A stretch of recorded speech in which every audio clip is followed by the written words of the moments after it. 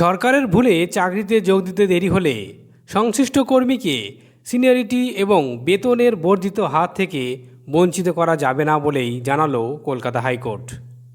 শিক্ষককে তার ন্যায্য প্রাপ্যের নির্দেশ দিল কলকাতা হাইকোর্ট।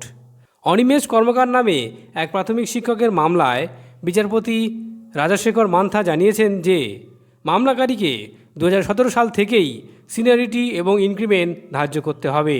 2022 সালে যে ইনক্রিমেন্ট তা এরিয়ার হিসাবে হাতে পাবেন তিনি। অনিমেষের আইনজীবী সুদীপ্ত দাশগুপ্ত, বিক্রম বন্দ্যোপাধ্যায় এবং সৈকত সূত্রধর জানান যে 2014 সালের টেটে 6টি প্রশ্ন ভুল থাকার জন্য অনেকেই পাশ করতে পারেননি।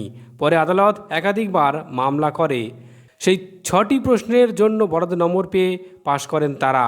হাইকোর্টের নির্দেশে ওই প্রার্থীদের মধ্যে যারা ইন্টারভিউ পাশ করেন তাদের 2022 সালে চাকরিতে নিয়োগ করে প্রাথমিক শিক্ষা পর্ষদ। রাজ্যের ভুলে দেরিতে চাকরিতে যোগ দেওয়া সত্ত্বেও 2017 সাল থেকে চাকরির প্রাপ্য সুবিধা পাচ্ছিলেন না অনিমেষ। এদিন সব পক্ষের বক্তব্য শুনে বিচারপতি মান্থা ওই নির্দেশ দেন। সুদীপ্ত জানান, 2017 সাল থেকে ইনক্রিমেন্ট ধার্য করা হলেও সেই টাকা হাতে পাবেন না অনিমেষ, তবে তার প্রাপ্য বেতনে ওই ইনক্রিমেন্টের প্রভাব পড়বে। শুধু 2022 সালের সেপ্টেম্বরের চাকরিতে যোগ দেওয়ায় ওই বছরের ইনক্রিমেন্ট এরিয়ার হিসাবে হাতে পাবেন তিনি, অর্থাৎ নোশনাল এফেক্ট তিনি পাবেন।